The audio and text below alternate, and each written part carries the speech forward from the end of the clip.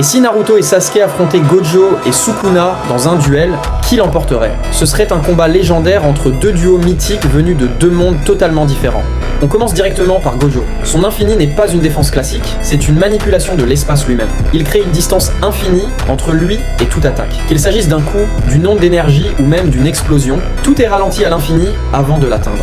Gojo ne se contente pas de se protéger, il peut aussi déchirer l'espace. Avec le sort bleu, il attire la matière vers un point unique, avec le sort rouge, il la repousse violemment. Et en combinant les deux, il libère Hollow Purple, une attaque qui efface littéralement l'existence de tout ce qu'elle touche. Sa maîtrise du concept spatial fait de lui un combattant redoutable, presque intouchable.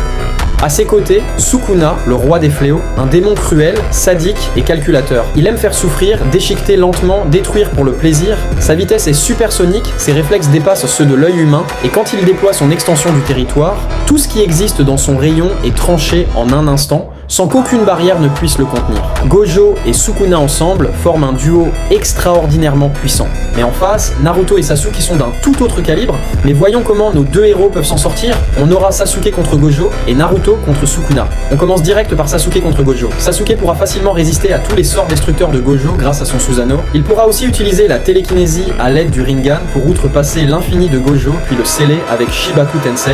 Pendant ce temps, Sukuna utilise tous ses atouts les plus dévastateurs. Rien ne marche sur Naruto, car non en plus d'être massivement plus rapide que la vitesse de la lumière, Naruto possède des sphères noires de vérité, capables de bloquer chaque attaque de Sukuna et pulvériser la matière et l'existence. Donc Sukuna, qui possède juste une vitesse supersonique, n'aura aucune chance de toucher Naruto et se ferait submerger par une pluie de Rasen Shuriken divine.